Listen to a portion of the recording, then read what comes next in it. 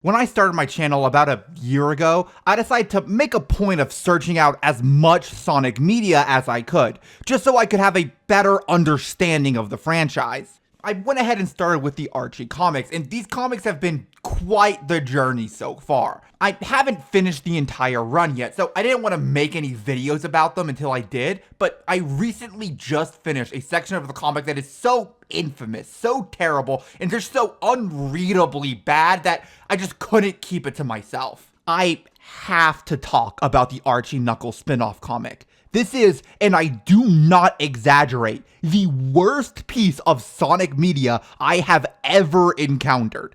It is worse than any Sonic game I've played or any Sonic story I've ever seen told. It is so maddeningly convoluted for absolutely no reason, so weirdly written, so offensive in so many ways that I have to get my thoughts out on it. A little background before we start. If you don't know, the Archie Knuckles miniseries was written pretty much exclusively by Ken Penders, a very infamous man in the Sonic sphere, thanks to just a ton of drama in his lawsuit leading to Archie and Sega losing the rights to a ton of characters introduced in the Archie comics. More recently, the drama has concerned him being very overly litigious, or at least threatening to be. He threatened to sue Paramount over plagiarism for the Sonic 2 movie because it apparently stole from his run of the comic. On top of that real-world stuff, he's also heavily disliked in part due to just how weird and honestly bad a lot of his writing and ideas for the comic were. There is so much that can be said about Ken Penders and what his legacy is and should be. He's honestly a pretty important figure in Sonic and Archie comic history. One of his biggest contributions, the main source of a lot of these characters and ideas that he pushed into the comic, was this spin-off comic. While Penders did write a lot of really important story arcs for the main comic at this point, he was not yet the head writer. He still had to compromise his vision with what other creatives on the team wanted to do. However, the Knuckles spinoff was completely his. And seeing what he did when he had creative control of his own comic, it honestly makes me kind of scared to see what he does when he actually is the head writer later on. Here's how this is all gonna work. I'm going to take you guys through these comics arc by arc, summarizing them as quickly as I can and giving my thoughts at the end of each arc so you can see just how insane all of this gets over time. But before I can get to any of that, we do have to go through a bit of general Archie lore so that any of this ends up making even a lick of sense. Alright, so in the ancient past, Angel Island actually used to be attached to the ground. However, Knuckles' ancestors, the residents of Econopolis, saw that a meteor was headed towards their city, and they needed to find a way to avoid it. So, they gathered some Chaos Emeralds and used them to lift the city out of the ground, forming Angel Island, but stranding them above the clouds forever. At this point in Archie lore, there are more than 7 Chaos Emeralds, and the Master Emerald doesn't exist yet, so just don't question it. Later on, two brothers, Edmund and Dimitri, would come up with a plan to allow them to return to the surface. They invented a machine called the Chaos Siphon that would gradually drain the energy from the Chaos Emeralds to allow the island to slowly fall instead of being in a complete free fall, allowing them to return to the ground safely. However, the council or whatever it's called denied their petition, citing that it would be far too dangerous. This pissed off Dimitri, and he decides to go ahead with his plan without anyone's approval. However, as he's using the Chaos Siphon, there's an accident, and he's injected with a crap load of Chaos energy, turning him into Enerjack, a god with nearly unstoppable powers. He predictably goes mad with this power and creates a giant tower, attempting to destroy anyone who gets in his way. However, this all turns around on him when it turns out that the tower's foundations had been eaten away by the fire ants, causing it to collapse around him and bury him forever. It's a War of the Worlds type thing. Ironically, this all-powerful god gets done in by Earth's weakest creatures. It kinda sucks, but whatever. Later on, he ends up escaping and Knuckles has to fight him, but that's not super important for our purposes right now. What is important is that Enerjack's brother, Edmund, takes it upon himself to make sure that nothing similar happens in the future. The citizens of Econopolis appoint him as Guardian of the Chaos Emeralds, and ever since then, the son of the last Guardian would become the next Guardian, overseen by their father. We've been seeing this happen with Knuckles' father, named Locke, for a while in the comic at this point.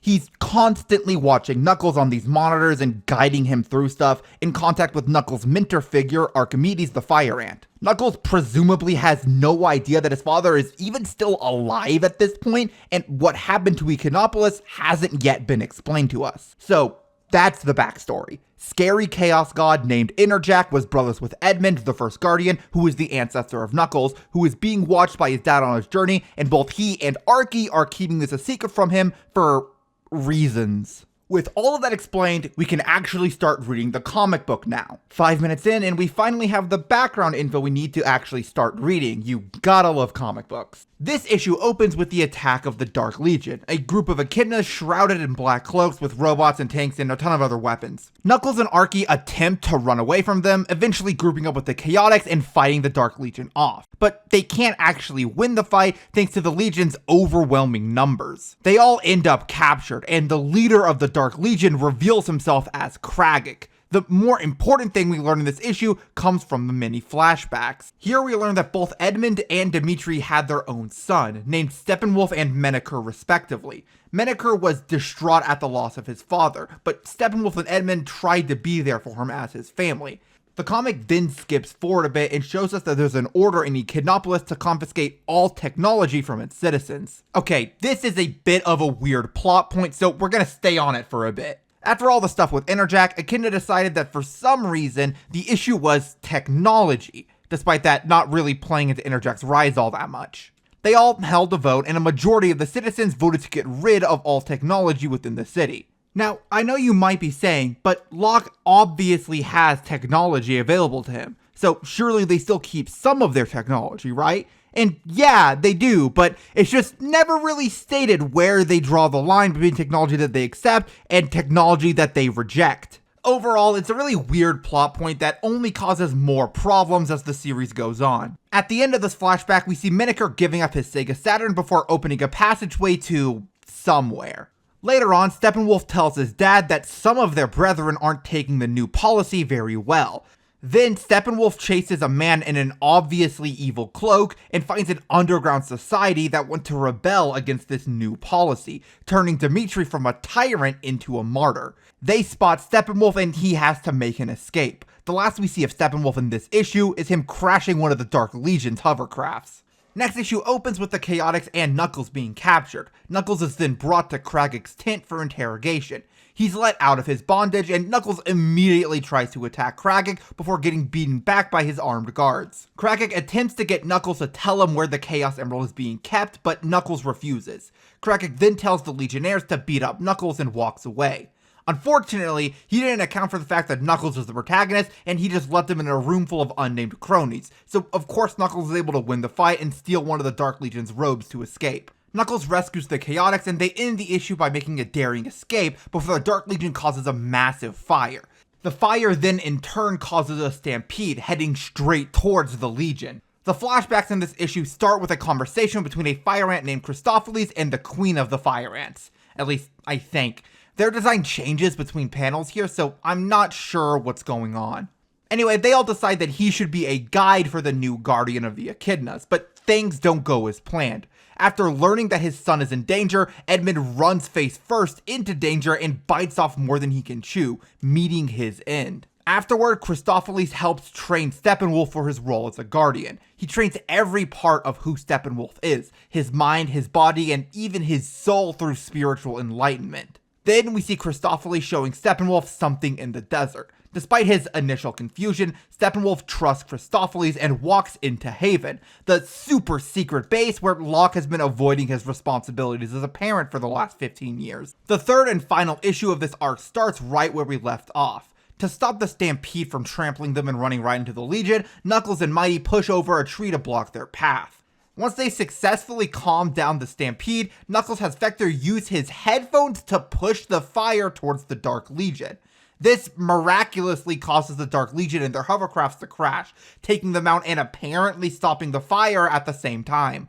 After the plot with the fire and the headphones somehow worked, all the Dark Legion are taken out, so the Chaotix take their robes as disguises and steal all of their hovercrafts, attempting to infiltrate the base of the Dark Legion. We cut to Locke and Archie. Archie points out that hiding all of Knuckles' past from him and lying to him his entire life is kind of a dick move. Locke argues with him, saying that it was all done to protect Knuckles, and then sends Archie to do just that. Inside the Dark Legion's base, the Chaotix are searching for the leader of the Legion. They discover Kragik on a very conveniently placed stage where he reveals he has the Chaos Emerald, which he found off screen, I suppose. As Kragik gives his speech, Knuckles speaks out and hops on stage to challenge him. The Chaotix then battle against the Dark Legion with Locke's assistance. Kragik tries to escape, with Knuckles giving chase as the base is set to self-destruct. The issue ends with the Dark Legion being dealt with for the time being, but they're definitively still a threat. Going to the flashbacks, we see the Dark Legion attacking Echidnopolis, and the Council is meeting to decide what to do about the civil war they're currently embroiled in. Steppenwolf arrives. One of the counselors pulls a gun on him and suggests handing Steppenwolf over, as he's apparently what the Dark Legion is after. Steppenwolf then says that he'll do it if they believe it will spare their people, and this act of selflessness wins the counselor over. Steppenwolf gives a speech saying that they need to try and build a bridge between themselves and the Dark Legion, and that is precisely what he's about to do. Steppenwolf goes to negotiate peace with the Dark Legion as the High Counselor talks about how super totally awesome Steppenwolf is because Pinders has never learned the meaning of the word subtlety. Later on, Steppenwolf attempts to negotiate with the Dark Legion, but he literally already has a gun trained on him when he arrives.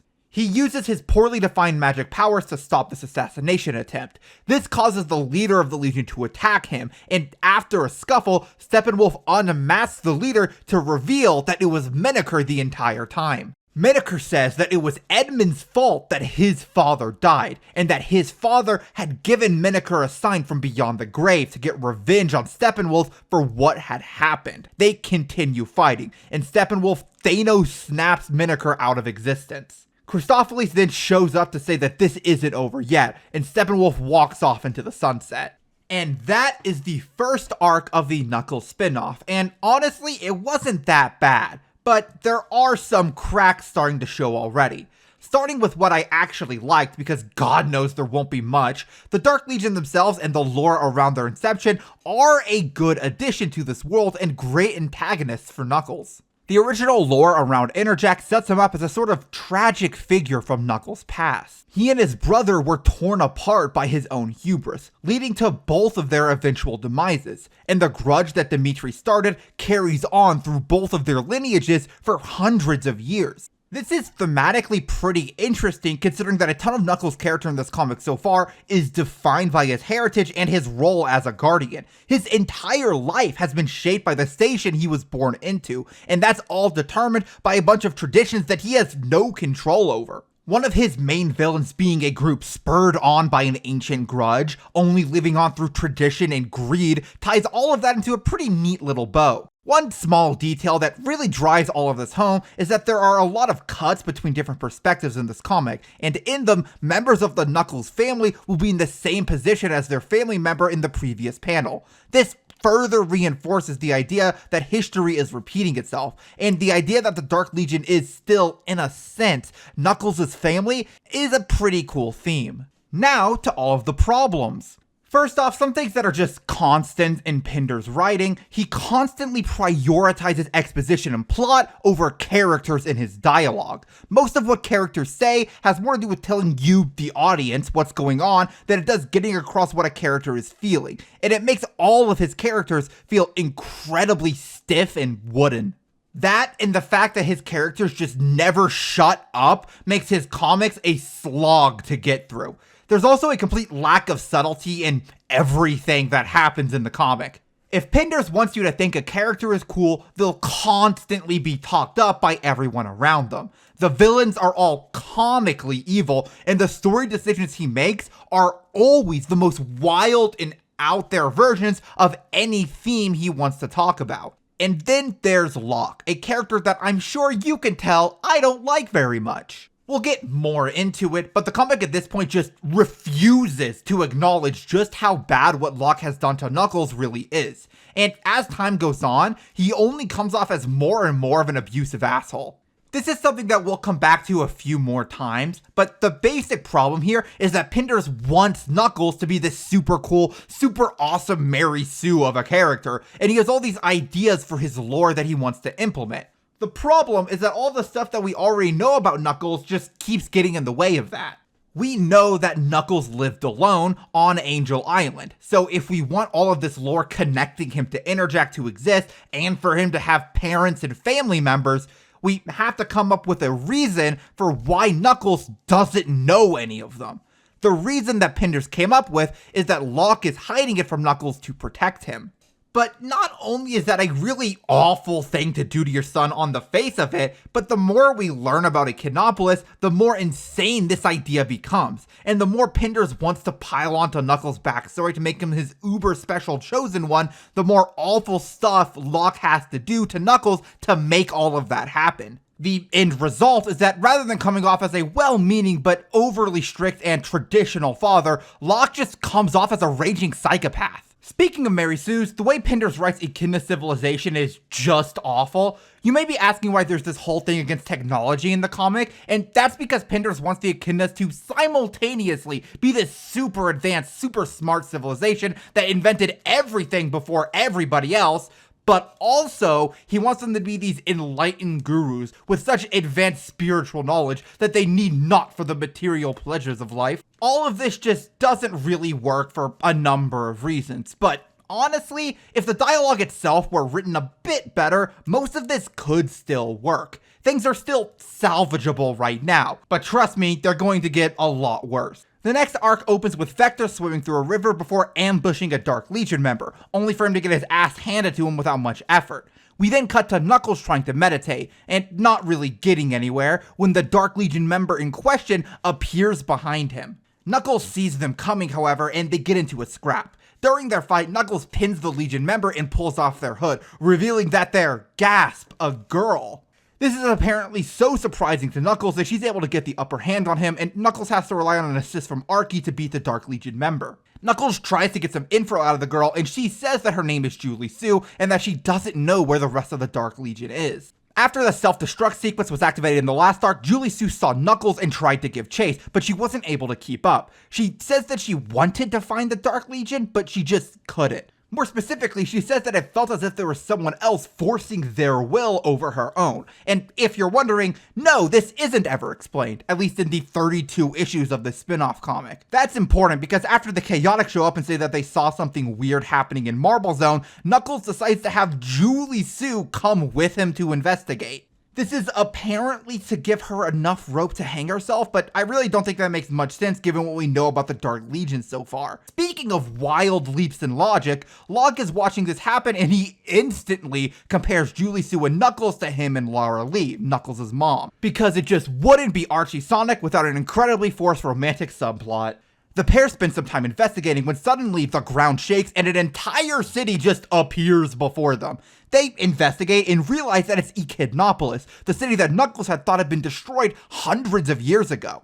While they're recovering from their shock, Laura Lee shows up and introduces herself to Knuckles. So Knuckles is now learning that not only is his mom alive, but that she lives in a city that his father had told him had been destroyed before he was even born. Unfortunately, they don't get the time to hash things out before the city disappears. Knuckles starts grilling Archie for answers, but Archie says that he can't tell Knuckles anything for reasons. While they're arguing, a giant chasm opens up below them, nearly swallowing Knuckles before Julie Sue saves him, which is the first real sign that she may not be so bad. Echinopolis reappears and they attempt to investigate once again.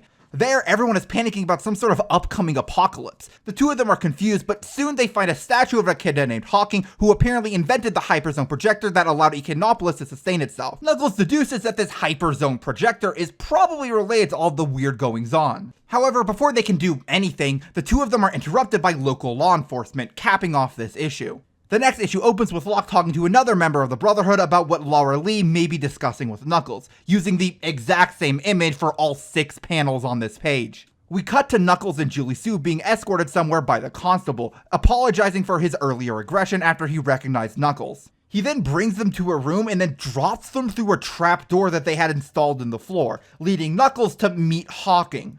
Hawking is a very old echidna who is apparently Knuckles' ancestor. Hawking then shows him some old footage of when he was the guardian of Angel Island, showing the dingoes attacking. Hawking says that dingoes and echidnas have been at war since before Angel Island was even floating, and that the dingoes have upgraded their weaponry to a frightening degree. After the flashback, Hawking and Knuckles have an interaction. Hawking says that the dingoes are all warlike, prompting Knuckles to respond by saying that they seem to grasp the tech they had pretty well. Hawking responds by saying that the dingoes were incapable of innovation.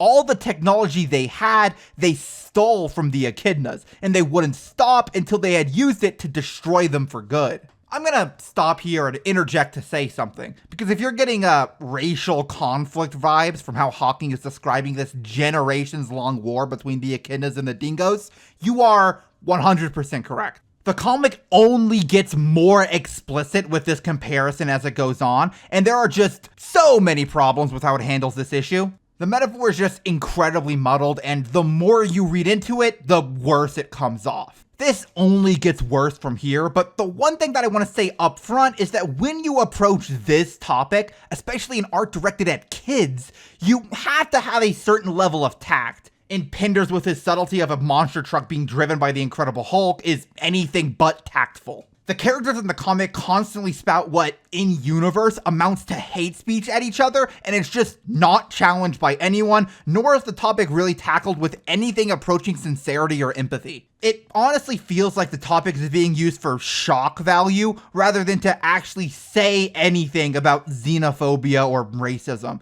And it gets genuinely offensive the more out there the comic tries to get with this particular theme. Anyway, back to the recap, the dingoes launch a bunch of nukes at the echidnas. Hawking manages to save them all by creating a giant force field that protects them from the blast and the nuclear fallout. However, the surrounding island is made completely uninhabitable, which would lead to all of their deaths in due time, and it prevents any sort of evacuation. In order to save them all, Hawking invented the Hyperzone Projector, which would teleport Echidnopolis and the Dingo City to a different zone, basically an alternate universe in this comic where the nukes had never gone off. They spent the next several hundred years attempting to undo the damage done to Angel Island. Hawking says that he spent a long time trying to send things back to the original zone, but it requires too much energy for him to send everything at once. While all this is happening, Julie Sue is approached by Constable Remington. He tells her to come with him, as she's apparently Knuckles' representative at the moment, because that makes sense given everything we know about her character so far. Apparently, Knuckles' mom has been taken hostage by the dingoes and they need to go stop them.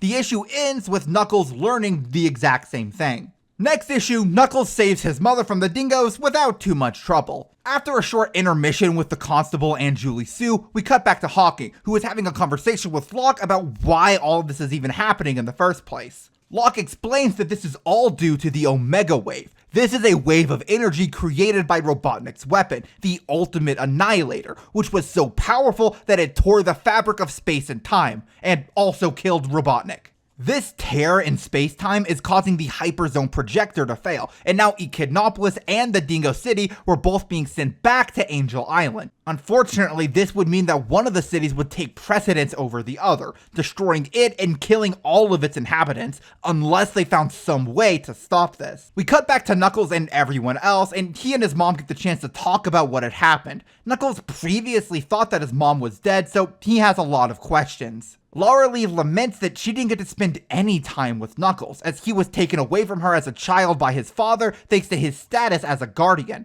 Knuckles asks if there was any other way, and Laura Lee says that unfortunately, there wasn't. Their heart-to-heart is interrupted by the Constable, who announces that Hawking has devised a solution to their current problem. We cut back to General Stryker and the dingoes. He goes off on some speech about how they'll finally get the chance to get rid of those no-good echidnas once and for all or whatever. He then calls up one of his commanders who's currently rounding up random echidna citizens and attempting to execute them via firing squad, because that's the kind of comic book this is now. Knuckles and Julie Sue manage to save the citizens and attempt to escort them to safety, but they're running out of time. Hawking gets in contact with Knuckles and tells them that they need to escort everyone to the bunkers below Echidnopolis and Dingo City. By the way, the city isn't called Dingo City, we just don't have a name for it. Anyway, this will allow the citizenry to survive the merging of dimensions, including the dingoes, though it will destroy the Dingo City in the process. Knuckles goes to try to talk some sense into General Stryker, but he just attacks Knuckles instead.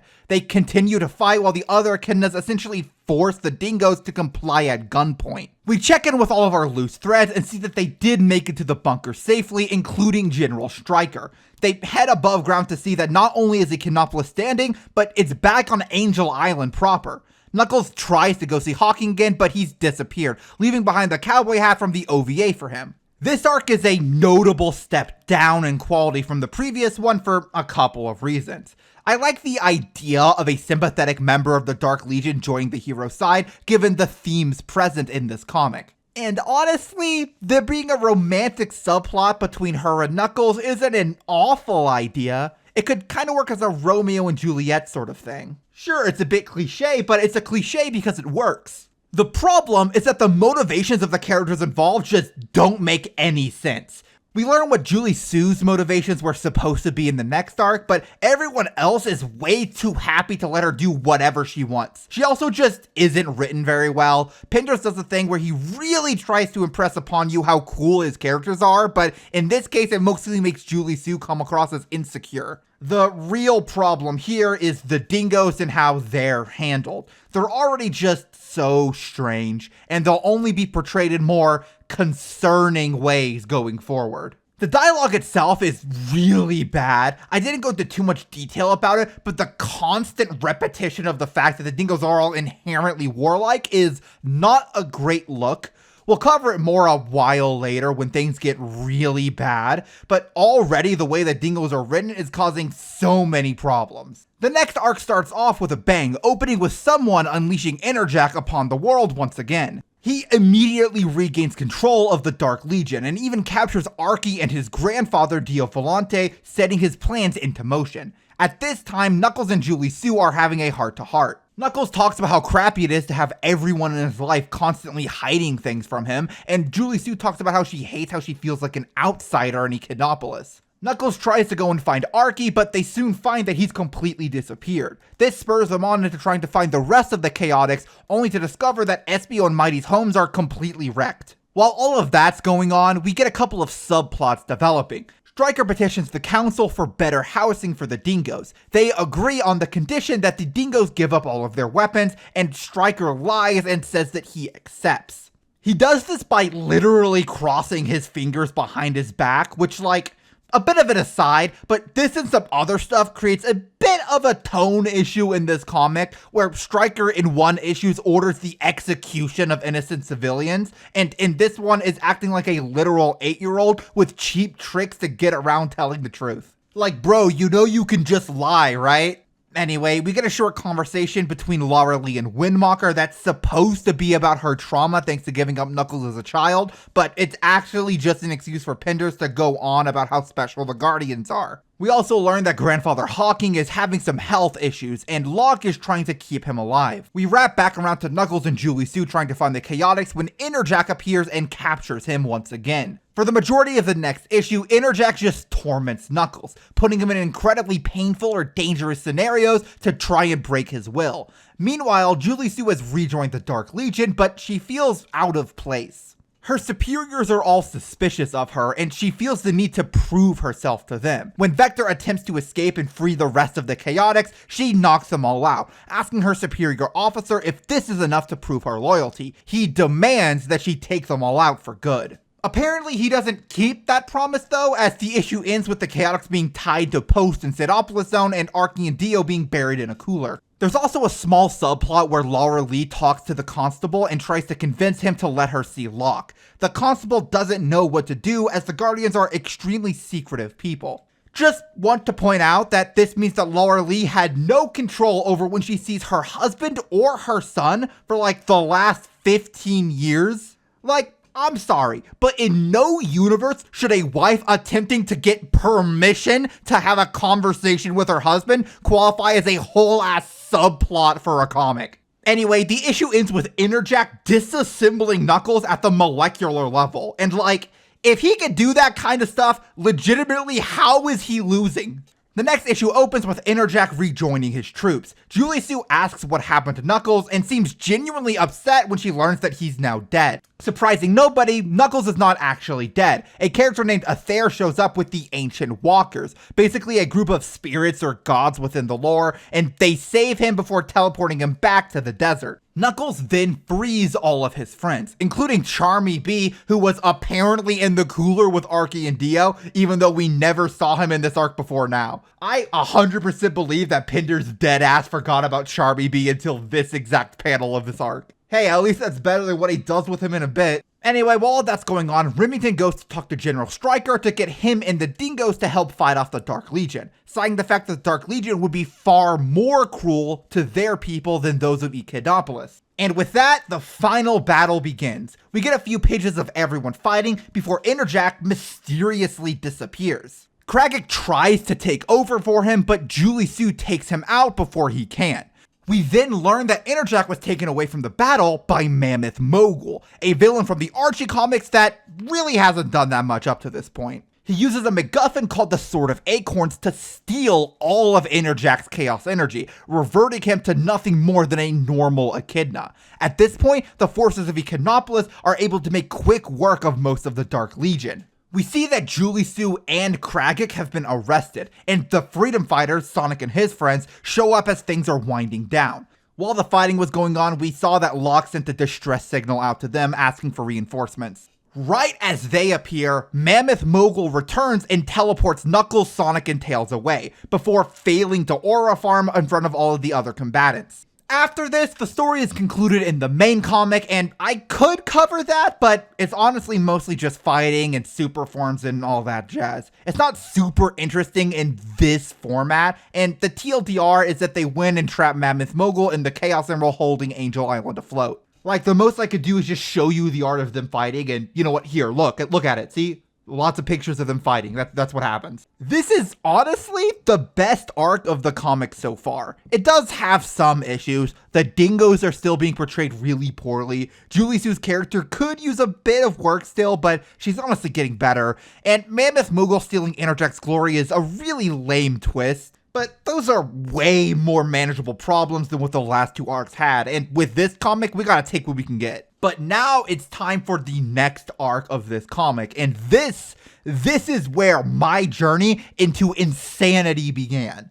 I will admit, this one may be my fault, but the next arc is it's really weird, okay? Let's just get into it so you can see what I mean. The arc opens with Athair meditating. We learn that he's guiding a tribe of echidnas on the surface to a location that we haven't yet learned. He appoints one of the echidnas as their new guide for the time being and goes to get Knuckles. Knuckles was talking to his mother at the time, but nothing they were saying was directly plot relevant. They were mostly just catching up. Athair takes Knuckles to the surface of Mobius and begins to explain why there are echidnas there, despite literally everything we know about the lore so far. It turns out that when the meteor was about to hit, an echidna named Arrakis didn't want to go into the sky, and while those who agreed with him lost the vote, he asked if he and anyone who did agree could voluntarily leave Echidnopolis on their own. The council had no objections to this, so a caravan of echidnas took what resources they could carry in some cars and went out on their own. However, things were very difficult for them. They weren't welcome in most places, and several people even tried to attack them. Eventually, they had to give up on their cars and continue on foot.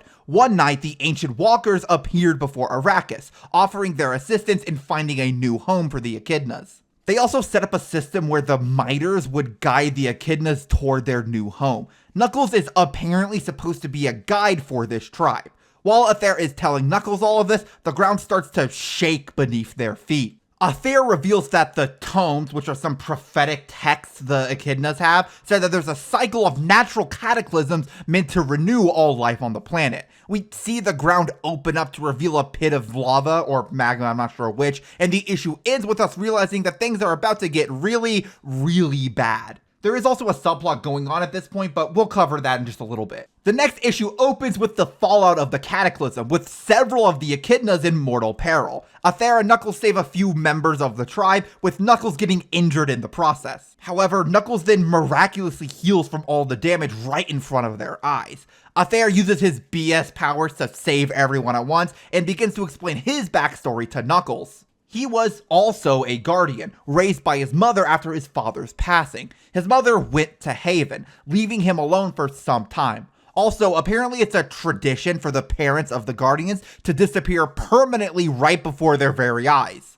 Really gotta maximize that trauma, you know? Anyway, after a while, the ancient walkers appeared before Othair and gave him a new purpose in leading the wayward tribe of echidnas. Othair gave up his role as guardian for this new responsibility, and his son Saber would return to be a guardian later on. Othair stayed with the tribe despite his mother's illness, which would end up driving a wedge between him and Saber. Saber is, by the way, Knuckles' grandfather, so you could see why he and Locke have such a negative opinion of Othair. He then explains that he lost his wife to Robotnik during the war, and they turn in for the night after the story is done. The next day, Knuckles and the others begin to move when they run into an echidna named Mary Ann. And here, the story intersects with the one from the main comic, and I'm gonna be totally honest, I couldn't even begin to care less about this one. I'm just gonna skip past it, but before we get to the finale, let's take a look back at that subplot from earlier. It starts with Julie Sue in police custody, being interrogated by Constable Remington. They're suspicious of her since she helped the Dark Legion out last arc, and they have no idea where her true loyalties lie. After a fruitless interrogation, Remington returns to his office and has a discussion with Archie about Julie Sue, wanting more information about his prisoner. Later on, we see the Chaotic saying Remington wants to talk to them, and when they go to meet him, he announces that Julie Sue is going to be their partner for the immediate future. And that is the entire subplot. There's also a small continuation of the subplot with Lara Lee trying to talk to her husband again, and it's still insane to me that that qualifies as a subplot and not just a thing that she does. Returning to the main plot, after one issue of the main comic with Knuckles being involved, we're nearing the climax of the Mercia arc. It's a whole thing with an old-timey part of Mobius. There's a guy called Rob O the Hedge, who's just lighter blue Sonic with a bow and arrow. It's really dumb. Anyway, after that plotline is resolved, Knuckles guides the tribe towards the ocean. And then he, no joke, walks on water and shows them the way to a second secret city full of echidnas. This one is called Albion, and it's apparently the motherland of all echidna kind. This weird-ass alien-looking lady explains that long ago, the echidnas decided to isolate themselves from all other animals because they're just so much smarter than everyone else, but some of them weren't content to stay in the city forever. They ventured off and formed Echidnopolis, and now the tribe had returned to their original home. Yanar, this guy right here, gives Knuckles a special rock, and the arc ends there. Okay, so this may just be a me thing, but this entire arc has such a weirdly religious vibe to it. The entire comic has had a weird focus on spirituality in particular, but this is where it's become the most pronounced. It's all about ancient prophetic texts, and it involves Othair, who's the most spiritually enlightened character of all the echidnas. The ancient walkers always have a very religious vibe to them. The entire story is a big pilgrimage back to the motherland, which is also an idea that pops up in a lot of religious texts. The city of Albion itself feels very mystical and almost spiritual in a way. Then there's Knuckles walking on water, and there's the fact that the guys are called miters, which I think is the hat that popes wear or something. Also, the whole thing with the cataclysms that are meant to destroy all life on Earth being foretold by these ancient texts. That's very rapture-coded to me. When I was first reading this, I was just sitting there and thinking to myself, am I supposed to, read into this? Because the thing is, if you do try to do any actual analysis of this story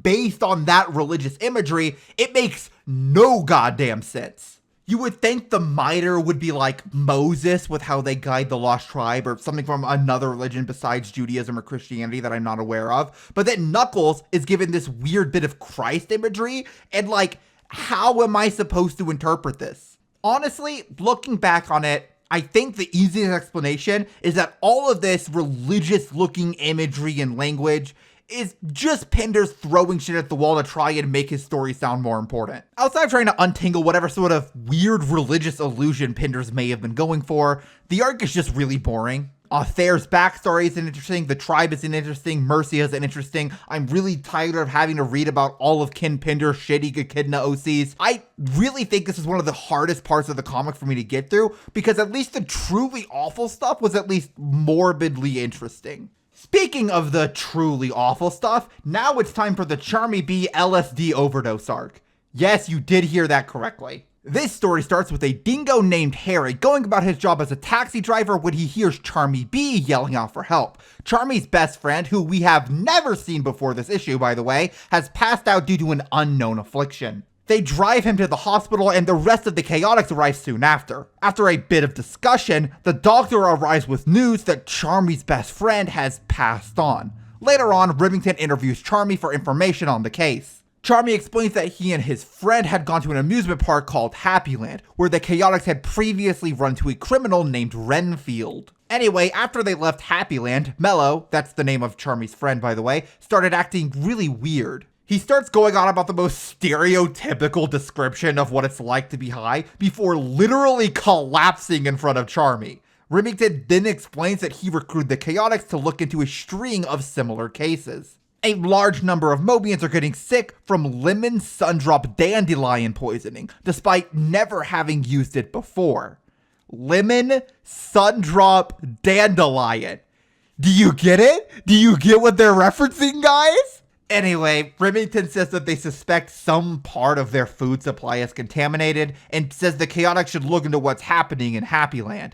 While this is happening, we're getting a few flashes of two characters, one being Renfield, who we already know, but the other is someone named Ebony Hair, and yeah, they're the ones behind all of this. Also, I just want to say that ebony is a word for black, obviously, and Pinders, you are way too fucking white to make that joke. Anyway, Harry takes the Chaotix plus Julie Sue to Happyland, and for some reason, the Chaotix all decide to eat some of the hot dogs there, despite Remington literally just saying that they think the food may be contaminated. After a while, they all just get super high, and we cap off the issue with just one of the panels of all time. The next issue opens up with a bit more of Charmy's backstory in the Archie universe. It turns out he was a prince of a kingdom, but the pressure got to him and he ran away from home. However, it turns out that this flashback is actually a bad trip and he's currently in the hospital, being treated for his overdose. Remington and Julie Sue decide to head back to Happyland to figure out exactly what's happening. By the way, during this conversation, there's a bit of a mystery where they wonder why only some people are affected by the drug so heavily,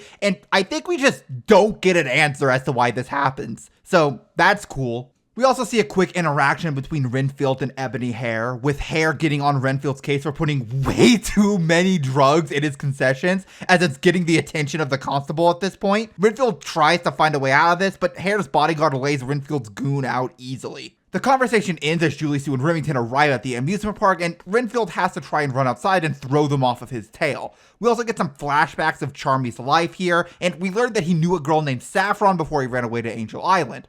Also, Mighty's recovered from his overdose. Also, just really quick while we're here, this isn't how LSD works. Just to be super clear, I am not a doctor and am by no means an expert on this. Do not take anything I say as medical advice. But from the research I did do, everything said that overdosing on LSD just causes bad trips and is mainly dangerous in terms of causing erratic behavior and disconnecting you from reality. It's not like other drugs that will literally give you a heart attack if you take too much of it. You still shouldn't do LSD because it's generally a bad life decision and it might be laced with other way more harmful drugs because it's completely unregulated, and don't do LSD, just don't do it. The reason I'm bringing this up is because if you're going to do an anti-drug PSA, the information in that PSA should at least be accurate.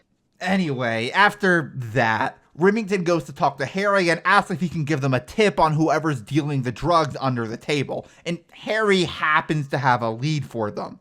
They set up a sting operation using Julie Sue as the bait, but Hare sniffs it out and the issue ends with Julie Sue being tossed off of the top of a building. The next issue is an extended action scene with Julie Sue, Remington, and eventually the rest of the Chaotix sans Charmy fighting against Hare and his subordinates. They get rid of all the drug dealers, somehow Renfield doesn't go to jail after all of this, and Charmy B makes a recovery from his overdose. He decides to go back home for Mello's funeral and accepts his role as the prince, and that's a wrap on this arc. There is like some other stuff with Knuckles and Locke, but it's honestly just more failed aura farming, so it's not really worth covering. This is simultaneously the worst arc so far, and by far the most entertaining. Just the phrase, Charmy B LSD overdose arc, is so batshit insane it provides more entertainment value than anything else in this comic. But besides this twist being completely out of nowhere, this entire arc is also genuinely really bad. The plot is literally one of those Halloween rumors with people putting razors in apples or drugs in the candy,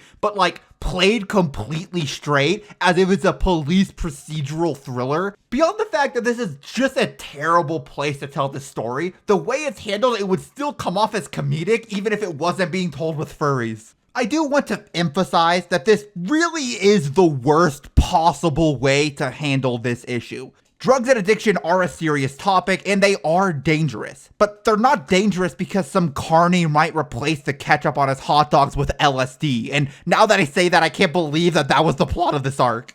But seriously, drugs are dangerous because of the way they trap you psychologically and how they isolate you from all of those around you while also poisoning you. That's a complicated and hard thing to understand. And a lot of people just don't want to empathize with addicts as a result. It takes a lot of work to try and break down the I'll be real prejudice that people have against current and former addicts. And I think stories about how addiction affects people can help everyone understand this problem and maybe help us deal with it a bit better. What doesn't help is fear-mongering about bad people trying to sneak drugs to innocent children in some of the most ridiculous ways imaginable. All that leads to is alarmism and fear. This is another issue I have with Pinder's writing, the insistence on covering topics that he is not prepared to write about and without any amount of subtlety, nuance, or basic human decency. His obsession with making his stories as important as he can leads to him throwing in very serious, very real themes and ideas into stories where they just don't belong, with catastrophic results. And if you can believe it, this is somehow not the worst of it. Anyway, that's enough of all that serious stuff. Let's get back to the Knuckles the Echidna comic. So the next issue is a sort of solo thing followed by a 2-issue arc. One of the couple of times the comic breaks its usual format. This issue is mostly just Knuckles talking to his mom and getting a bit of information about his upbringing. It opens with the reunion between the pair, Windmocker being there as well, but he says he's gonna leave to give them some privacy. Knuckles then explains that he returned from the surface after the weirdly religious arc by creating some sort of energy tunnel, and he has no idea how. He asks his mother about his upbringing, but Laura Lee says that she can't really help him with that. Apparently, right after Knuckles was born, Locke took his egg away from Laura Lee and ran some tests, and then Knuckles was hatched a full 2 days early. It's supposed to take 3 days for the egg to hatch, just so you have some frame of reference. Laura Lee then says that she noticed something strange about Knuckles, saying that he was learning words well in advance of his age. Apparently, words that even Laura Lee had trouble with, and I just have to point out how ridiculously patronizing this is. It's also dumb because your vocabulary isn't a direct product of your IQ or something. You learn words by having them spoken around you. Laura Lee should know all the words Knuckles knows because she's probably how he's learning them. Back to the comic, at the age of 3, Locke started Knuckles' guardian training, leaving Laura Lee with basically no control over her son's life. Feeling upset about all of this, Laura Lee goes to her mother-in-law, Jenna Lu, to ask for advice. She says that Laura Lee's problem is that she thinks relationships are about equality when they're really about give and take. Rather than both of them having equal influence over Knuckles, Locke is supposed to teach him everything and have full control over his life, while Laura Lee sets a good example for Knuckles in the background. An example that I guess Knuckles was supposed to psychically intuit during his childhood, completely isolated on Angel Island while she was banned from ever being able to see him. Seriously, what the fuck are you on about? The amount of gaslighting that this entire society does to try and pretend that this system is normal is absolutely insane. After all of that, Knuckles, Windmocker, and Laura Lee have dinner. Knuckles asks why the dinner is so fancy, and Windmocker and Laura Lee announce that they're going to get married. This makes Knuckles so upset that he runs out of the building. And like, maybe I'm being insensitive here, but like, what is wrong with you, dude? You've been hanging around Echinopolis for weeks now, and you still haven't even seen your father. Not only have you not seen him or your mom in years, but you've also learned that everything is being done to you on purpose by him. Why is the knowledge that your mom is remarrying so emotionally devastating to you? It's like Knuckles is acting as if this is the news that his entire family is breaking apart, when really it's just his mom progressing into a new, happy relationship, and from that perspective, throwing a fit about it is honestly just a shitty thing to do. Like, get over yourself, man. This is your mom's life we're talking about here. Your feelings aren't the only thing that matters. While all of this is happening, there's a subplot involving Locke and the members of Haven, though it's honestly less of a subplot and mostly just a vehicle for extra exposition. They discuss the politics of Echidna's stance of neutrality on most international affairs, and there's some more hints about Knuckles being uber special and Locke having done something really super messed up to him. Nothing is resolved here, though, and the information isn't really necessary to know for the rest of the story. The issue ends with some ship baiting between Knuckles and Julie Sue. Not a lot to really talk about here. The next couple of issues are unfortunately a lot more plot heavy.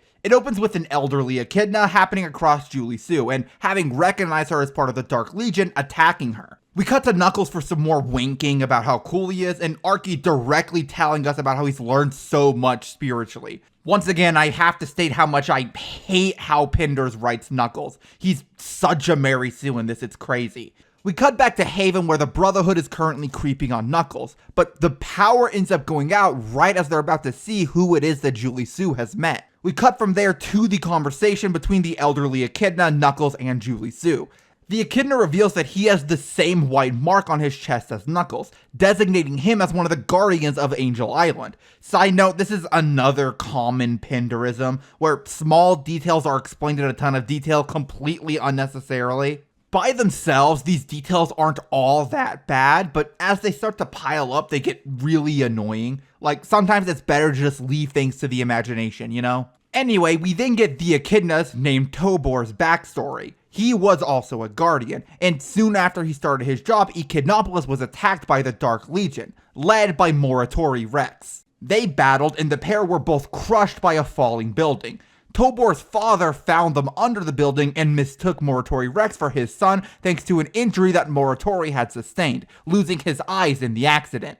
Ashamed of his failure, Tobor wandered Mobius for decades before rediscovering the floating island. After hearing about all of this, Knuckles welcomes Tobor back with open arms. The issue closes with Locke finding what was causing the issue in Haven and beginning to fix it, while Knuckles goes to visit Kragic in prison to get some answers. The next issue doesn't really have all that much happening. Knuckles fights Kragic and confirms everything that Tobor had told him, and Tobor ends up sacrificing himself to stop Kragic after he escaped from prison during that battle. While all of this is happening, Locke is trying to fix things up in Haven while Moratori, disguised as Tobor, is slinking around. By the way, the only reason for the entire power outage subplot to exist in the first place is just so that Moratori isn't immediately discovered by those in Haven. And if Tobor hadn't magically disappeared at just the right moment, Moratori's meddling with the power source wouldn't have mattered anyway. It really is just the most convoluted way for this whole thing to have gone down. This is also the last we see of Tobor or Kragic, for the record. They don't show up again in this comic.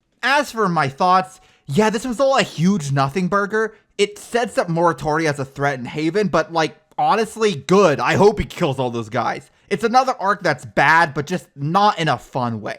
Just in a normal Pinders way, which is mostly just being boring. The next arc is a big lore drop for the Archie comic, and it's kind of a wild one. The issue opens with King Acorn's Secret Service, with the help of Antoine, flying to the floating island and trying to find a secret government compound. However, they're currently caught in a snowstorm caused by the earlier calamities. Locke, while creeping on all of them, discovers that Laura Lee is in a crashed hovercraft and tries to go save his ex-wife. Remington, Knuckles, Julie Sue, and Widmarker are also all trying to find Laura Lee, hearing that she's in danger from somebody in Haven. Locke arrives to the downed hovercraft first, and after a conversation with Knuckles and the others, the Secret Service arrive at the hidden compound. There, they discover Elias Acorn, Sally's brother who has apparently existed this entire time. The next issue opens with Locke and Laura Lee having a conversation and Locke kissing her out of nowhere. For the record, he knows that she's remarrying. He is fully aware of the fact that he should not be doing this.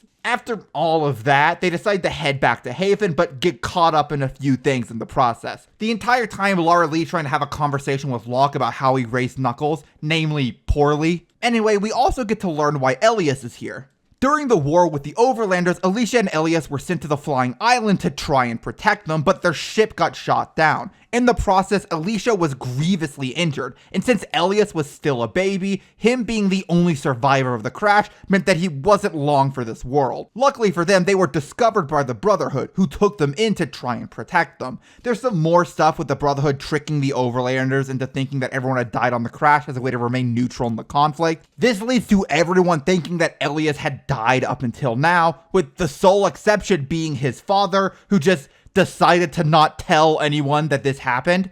This does mean that this is the second time that someone's dad decided to hide the existence of their family from them for their entire life, by the way. 2 nickels and all that. Anyway, after telling his part of the story, Elias offers to guide the Secret Service to the Brotherhood to allow them to decide what they wish to tell the Secret Service. Meanwhile, Knuckles' shuttle ends up crashing, with him being the only one left conscious. This leads to him going off on his own and eventually finding his way to Haven. Once in Haven, Knuckles tries to get some answers from everyone, but apparently being a cryptic asshole runs in the family. Knuckles also decides to just not reveal that Moratory Rex is a mole because plot. Rather, Knuckles much more sensibly allows Moratory Rex to show him where Hawking is recovering from his illness and then start a fight with him alone, so that way Moratory has a chance to escape. Anyway, while all that's going on, the Secret Service have gotten themselves into a pickle. They're saved by Locke and Laura Lee, and Locke then decides to bring all of them to Haven. Now that everyone is in Haven, Elias decides that it's finally time for him and his mother, still on life support by the way, to return home, ending the arc with a huge revelation in store for the rest of the cast. This is a bit of a strange one for me, because on one hand, Elias is a legitimately good addition to the story, and he's plenty charming even in his initial introduction.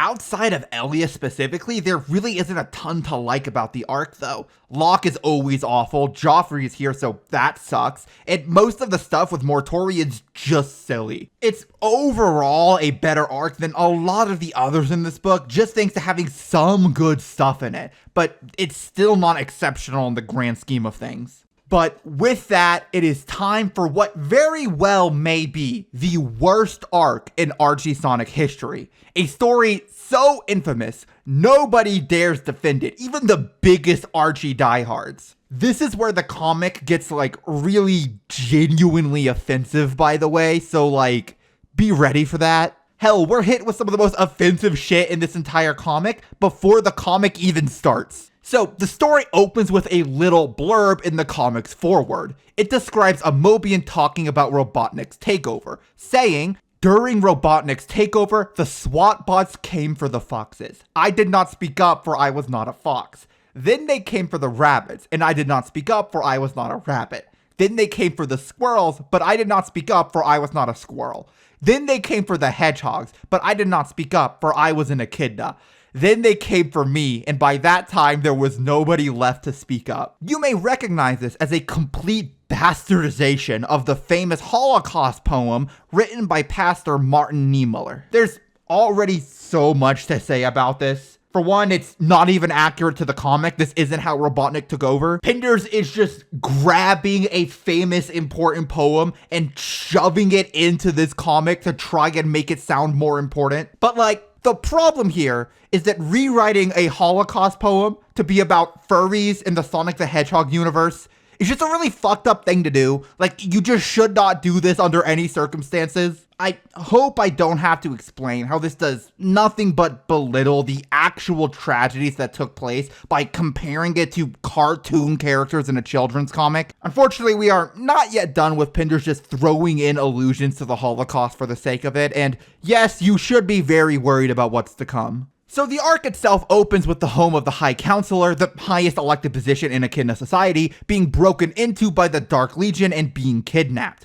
We also do learn that this guy is a real piece of work while they're at it, hoarding banned technology and being pretty racist to dingoes, which is good because he's about to fucking die. The Dark Legion take him back to their base, and we see that Dimitri is still alive, now a weird looking cyborg. They then perform some horror movie looking experiments on the counselor, and Dimitri gives us a speech about how the real villain was actually bureaucracy, and unfortunately that does come back later. Afterwards, we have a brief conversation where Knuckles tries to get answers out of the Brotherhood, but to no avail as usual. Remington, Knuckles, and Laura Lee try to head back to Echidnopolis, but they're interrupted by a bunch of protesting dingoes, holding up signs like, "Dingoes have rights." So remember earlier how I said the civil rights allegory only gets more explicit with time? Well, we're here now. God, this shit is so ass. Knuckles ends up in a fight with a bunch of rowdy dingoes and echidnas, really both sidesing this one. The issue ends with a stinger revealing that the High Counselor is now a mindless puppet for the Dark Legion.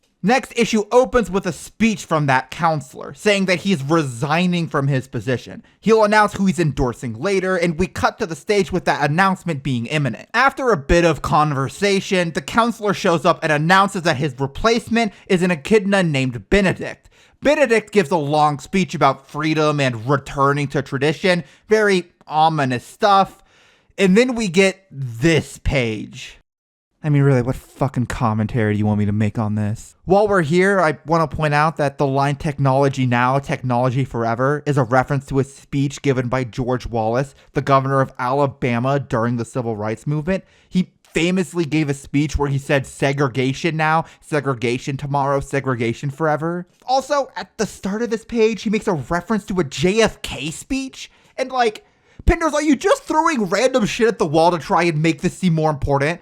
Like, are you trying to say that JFK was a Nazi or something? JFK wasn't a... What are you talking about? There's just so many things wrong here. It's hard to even get into all of it. The whole technology bad theme has nothing to do with the racial allegory we're clearly setting up in this comic. So positioning the Dark Legion as like segregationists is just nonsensical within the narrative. Doing this with the dingoes would have been bad enough, but I think the fact that this literally makes no sense at all actually makes it a lot worse. I can't believe that we spent so much time in this comic setting up this really weird racism thing with the dingoes, and then we have all of this weird Nazi imagery with the Dark Legion, and these two ideas never intersect. They are running completely parallel to each other. All that this amounts to, all that the political imagery in this comic amounts to is shock value. It has nothing to do with racism or xenophobia or any of the topics it's pretending to be about. All it is Pinders desperately demanding that you take him seriously.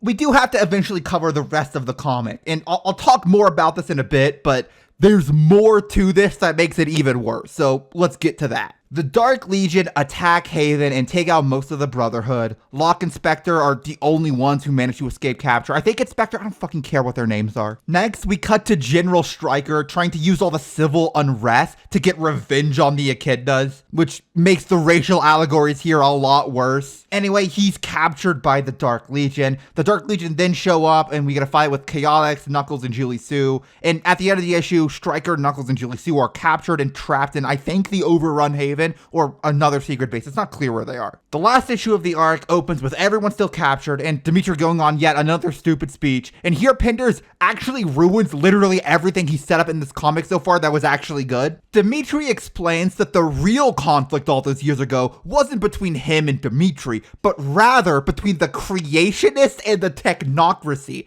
as the creationists were upset that they used tech to save the floating island from the meteor all those years ago. And like, why? Why are we doing... The original backstory for Inner Jacket was fine. It worked. It was a myth about how lust for power can destroy all of us and how bad blood can destroy a family for generations. It meant something. It was legitimately one of the best parts of this entire comic so far. But now it's being tied into this stupid, meaningless political struggle with all of this really misused political imagery, and like, this sucks, man. I can't believe that Pinders was not only stupid enough to not realize that he shouldn't write this story, but he also found a way to ruin the entire comic at the same time.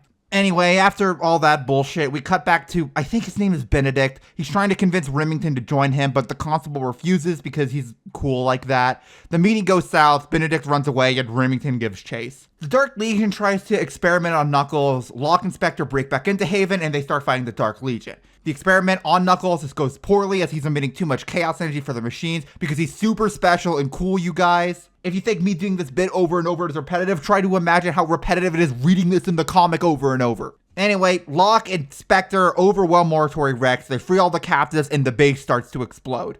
The base exploding reveals that Benedict was actually a robot this entire time, and like, I don't even know why this was a twist in the first place. At this point, the Dark Legion is just making their plan more complicated for the sake of it. You already have the High Counselor of Echidna Society under mind control. Why do you also need to make a fake robot to try and infiltrate that same government? I don't know, this seems very dumb to me. Anyway, with all that, status quo is restored. Dimitri slinks off to try again another day. I don't even know how much time I want to spend really dissecting this entire arc, because I feel like you know why this is so offensive already. I will say that one thing that really sticks out to me is the way the dingoes are treated by this comic. At no point in this entire comic, despite the fact that the dingoes are constantly trying to fuck over the echidnas, do the echidnas ever really say that we should not try and help the dingoes out? They give them housing, they give them food. Every one of the main characters is pretty receptive to the whole dingoes arguing for more rights thing. They just don't like the ones who are too rowdy, you know? And it's just so weird because I don't know how else to say this, but the way the dingoes are written, it's the way a racist would write a racial minority. Outside of Harry exactly, there are no sympathetic dingoes. We only see fully grown adult men. We never see any of their women or children, and everything they do is trying to make them as unsympathetic as possible. Also, we only ever really see the dingoes in military terms. Their leader is a general. All of the dingoes we see outside of, once again, Harry are military personnel, presumably, which is to be as charitable to the comic as possible. Very unfortunate, given that the narrative that immigrants are more of an invading army than just normal people is very popular with racists. But despite all of that, the echidnas never really even once think about treating the dingoes poorly, outside of the ones that are meant to be unsympathetic, obviously. At the end of all of it, I sort of get the vibe that the argument here isn't that we should give minorities rights because they obviously deserve rights out of empathy, but rather that we should give them rights because it would be unbecoming of us not to. It feels very much like putting the cart before the horse when it comes to civil rights. I don't know if that distinction makes sense to everybody else, but I really don't like the vibe this gives off. Outside of the offensive shit, I think it's worth pointing out that even just judging the story on its own merits, it's still really bad. Again, the Dark Legion's plan makes absolutely no sense. Retconning the entire backstory with Interjack into something about the bureaucracy is just really stupid and actively goes against all of the themes the comic I've been setting up to this point. It's written poorly in all of the ways that most of the Pinder stories are written. The dialogue's terrible, the characters are stiff and wooden, etc. It just sucks. It sucks in literally every way, and there's nothing redeeming about it. Now, that is the biggest story out of the Knuckles comic. It is the worst thing that Pinders did today, if that's what you're looking for. But if you're just here for Sonic the Hedgehog, there is some more stuff to talk about. Some more truly terrible shit that is less offensive, but still quite bad. So, issue 25 is a standalone story, and it's a really, really important one. The issue opens with Knuckles seeing his father running away from him. He chases him down and finally comes face to face with his father after years of him being absent. The two depart, and Locke gives Knuckles some history about the Guardians. This is mostly just Pinders hyping up the Brotherhood some more, but we do get to something important after a little bit. One of the Guardians, Aaron, ran into some overlanders in the forest. They attempted to kill him and he ran away until he saw Miniker and the Dark Legion returning. Aaron gave up his life to stop a missile aimed at Echidnopolis, and the loss of such a young child led to the current status quo with the Brotherhood. Now, the next Guardian is kept in the dark and guided to the position over several years. This is supposed to explain why Locke did what he did to Knuckles for so long. And in all fairness, Locke does have a bit in the last arc where he says how he may have made some mistakes when raising Knuckles, but nah, I ain't buying it, man. The premise that this is supposed to keep the new Guardians out of danger really just falls apart as soon as you realize that Knuckles has been in danger constantly throughout this entire comic. It just very clearly is not actually doing that. But somehow, things get much worse from here. While explaining more of Knuckles' own backstory to him, Locke says that he had a nightmare a long time ago, a premonition of what's to come.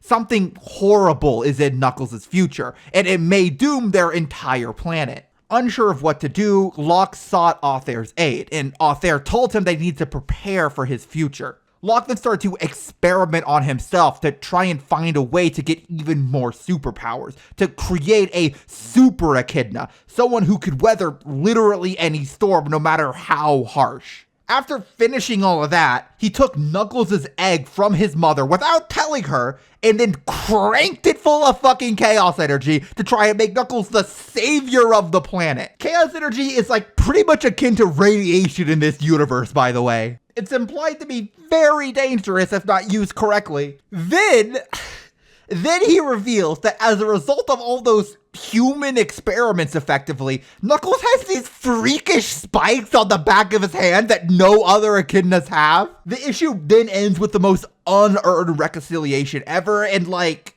oh my god. I think this comment I found online really sums up my thoughts on this story development. Had a bad dream. Better microwave the baby. Like, I get that this is just supposed to be hype moments in Aura, learning that Knuckles has this super awesome backstory and he's all special and everything, but like, you experimented on your unborn son, dude. I know you did it to yourself first to make sure we're safe, but like, you still can't do that. Also, like, why do we have to give Knuckles these hand bumps? Like, this is, again, the thing that Pinders does where he likes to over-explain everything and reveal that all of these tiny little details were actually super meaningful the entire time. But this sucks. Like, this fucking sucks, dude. The excuses for Locke's behavior are just not enough considering how long this has been going on, both in universe and in real life, by the way. Like, this twist got teased for years before this issue. I can't imagine what this must have felt like to read as it was being released, to wait for years and years and years to finally figure out why Locke did this to his son, only for it to be the most bare bones excuse imaginable, and then to learn that he actually was even worse to him. Okay, taking down the energy a little bit here. The last 3 arcs are pretty slow compared to what we've seen so far, but there is just a teensy bit more insanity for us to go over. Next up, we have an arc that finally pays off all of the shit baiting between Knuckles and Julie Sue. And that's it, nothing else really happens in this arc. This arc opens with the Chaotix, just being bros and talking about chicks. I don't hate the idea of this. It is a thing that does happen in real life a lot, but it's hard to write this kind of thing without the characters either coming off as like really stiff and not real, or as huge jerks. And somehow this manages to fall into both traps at the same time. This all leads to a short scene where we see that Julie Sue is upset with all the mixed signals Knuckles is sending her way. We then cut to Knuckles talking to his dad about his love life, and here we get another insane lore drop about echidnas. You see, since echidnas are such rational, science-minded beings, they would never fall in love on their own. This is a very normal and healthy thing to think about romance. So, nature invented something called the soul touch, which is basically soulmates for echidnas. When 2 echidnas meet, they have a soul touch or whatever, and they will instantly fall in love forever if they're meant to be together. This sucks for a lot of reasons, but the main one is that it's just kind of lazy writing. This is also something that Pinders does a lot. He did it with King Max 2, where he invented a thing called the Source of All that apparently gives the monarch of the Acorn Kingdom perfect knowledge of everything, except it obviously doesn't do that because King Max is wrong about things all the time. But it does mean that Acorn never has to justify his actions to anybody. This way, Pinders no longer has to worry about making Julie Sue and Knuckles' relationship feel natural because he always has the excuse that they're soul touch, so obviously they should be together. Basically, it's a way of justifying the story going the direction that Pinders wants it to go, without him actually, justifying it. Anyway, after this, we watch Vector fail to get a date for a while before somehow eventually succeeding, and then this shop clerk takes Julie Sue out to dinner.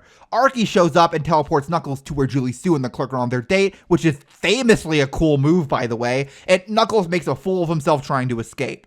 Later on, Knuckles has a chat with Locke and Archie, then he goes to find the rest of the Chaotix. Vector is currently talking some mad shit about Julie Sue, and Knuckles is not putting up with that. This leads to a big fight between the two that'll get resolved later.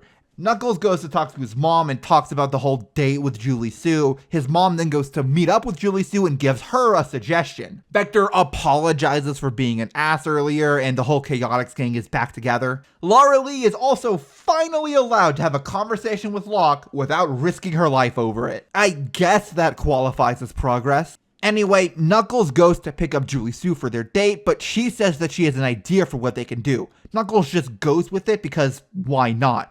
Turns out she's leading him to a surprise party where all of his family and friends are there to celebrate his big day. both his biological father and his soon-to-be stepfather are there as well. Locke and Laura Lee end up explaining to him that they're not going to let their bickering stop them from being good parents for Knuckles, leading to a family hug. And honestly, as a child of divorce, this moment actually was pretty sweet. They finish their party, we get one of the ugliest panels in this entire comic, and the arc ends. While all of this is going on, each of these issues has a secondary story that covers something completely different going on, presumably at the same time. The TLDR is that Mighty goes on an adventure with a new character named Nick the Weasel, Knack the Weasel's sister. You probably know this guy as Fang. Anyway, he meets up with Fiona Fox, who we last saw as a robot that Tails fell in love with. Long story. This is the real her, and they need to go back to a facility to try and find a valuable treasure and save Ray the flying squirrel. Mighty recounts the events that led up to this, talking about he, Ray, and Fiona were captured and put into a slave camp, which is notable because, once again, why is this comic just so goddamn dark? But also, why does Robotnik need slave camps? Like, isn't that what the robots are for? Anyway, Sonic shows up and they make a break for it, but Ray got sent to another dimension and Fiona got captured by Robotnik in the process. They find Ray in a vault with a Chaos Emerald. Nick gives up her big score to save him, and that's the end of the story. Outside of the Soul Touch thing being really stupid and the art not really being good, this was actually one of the better arcs in the comic. Since it's just a bunch of domestic stuff with nothing really important happening, there's a lot less opportunities for Pinterest to really shit the bed with his writing. It's just a side story to help develop the relationships between the characters, and that's fine. Next, we have another one-issue arc, this one surrounding Sally and Knuckles, and this is going to take a bit of explanation. So it opens with Sally getting fed up with her father after she learned that she had a brother that nobody bothered to tell her about, as well as a bunch of other crazy stuff that happened. We get a brief reprieve with Knuckles, and then we cut back to Sally and... Okay, so story time.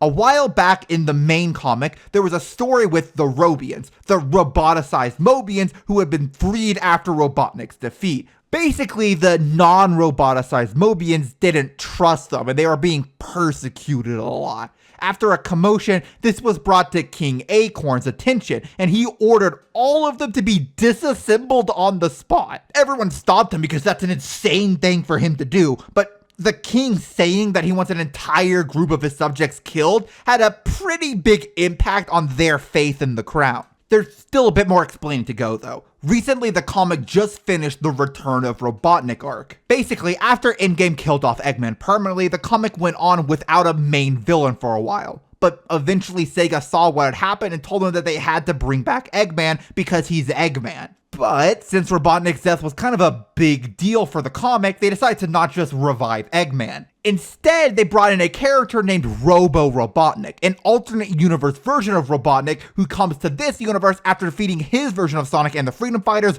just to spite them. As a part of his plan, he reasserts control over all of the Robians, making them his mindless slaves once again.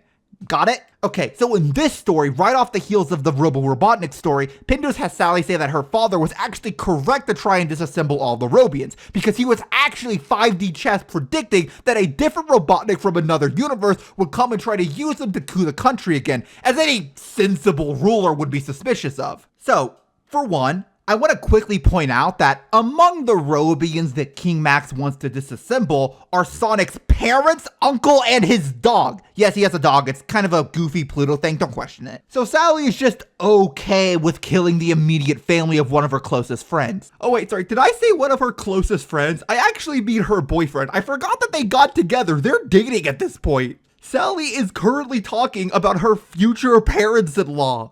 Sally, what the fuck? But I also just have to say that having Max act like this is just so jarring after the Robo Robotnik arc. Like, at the end of that arc, there's a scene where Max talks to both Sally and Sonic after they disobeyed him to go fight Robo Robotnik. And it looks like he's gonna be super mad at Sonic for disobeying him, but he's actually totally fine with it. The thing is, the only reason why King Max told Sonic to stop doing that was because, if you think about it, having a teenager essentially fight your wars for you is kind of messed up. But because Sonic is way more competent than all of the adults around, King Max is kind of okay with it. Going from that, like, nice, understanding version of Max to this complete weirdo is just so obnoxious. I can't describe to you how King Max's characterization just gets ping-pong balled around depending on the writer. Speaking of which, I thought this entire thing was really random. Like, why bring this up now of all times? I assumed that what happened was that Pinders must have just been weirdly butthurt that his story was ruined by a different writer, like with the Robians and everything. So he wanted to set the record straight. But when I went back to check, he didn't write that issue. It was written by somebody totally different. So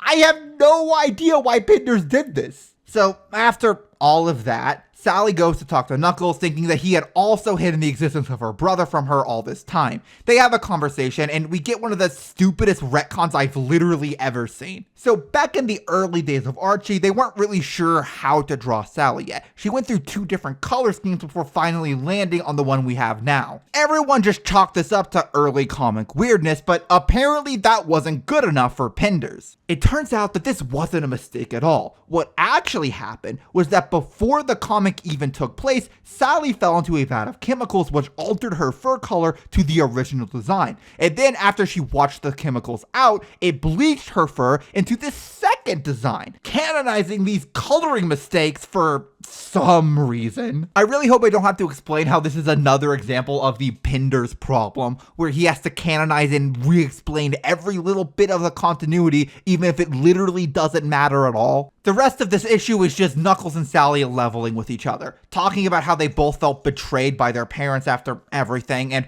eventually Sally asks Knuckles if the Echidnas will help fight against Robotnik. Knuckles says that really isn't his decision, and the issue ends with the friends parting on pretty poor terms. Yeah, so this wasn't great. This is like everything I hate about Pinders writing all in one. Continuity porn that raises way more questions than it would ever answer. Terribly offensive writing that pretends to be way more important than it actually is. And truly awful self-indulgent dialogue all the way throughout. Anyway, there is one arc left, and honestly, there is nothing going on with this one. Basically, it's the plot of The Most Dangerous Game, but Knuckles has to work with a bully from his past. All there is to really talk about here is one funny panel where Monk, that's this guy's name, gets thrown off of Angel Island by the Brotherhood, and like, what the hell, guys? I didn't know you assassinated childhood bullies. There's also a small thing where this normal bird talks. Like, this isn't a Mopian, it's just a normal bird, but it can talk now, apparently. Besides that, I really don't even care to describe the plot of this to you. It is, these guys get captured by the hunter lets them go to try and prove how strong he is, and then they beat him and Monk dies. So, with everything basically covered, that was the Knuckles Dark Legion comic. There are a few reasons I wanted to make this video, in part because I was just so astonished by how bad these comics were. But like, more so was because I couldn't believe that I had never heard of any of this stuff before reading the comic for myself.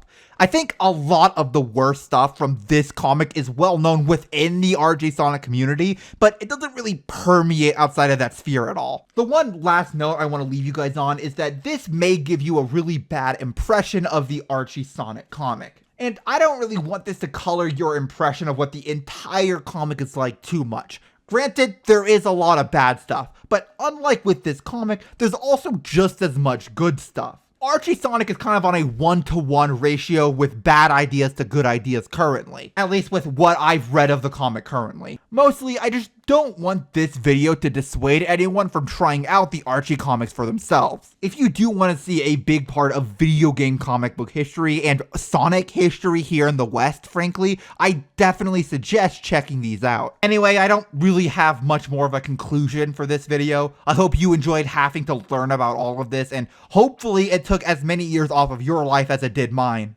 As always, big shoutouts to my members, Elric111, Agent B7, Joseph Florian 2226, Shredding Pixels, GB484, Atria5506, Nicholas Goslin 4555, Jojo Nono 2679, Noble_Samurai, Catmech KV5KY, and Pancone Queso 9269.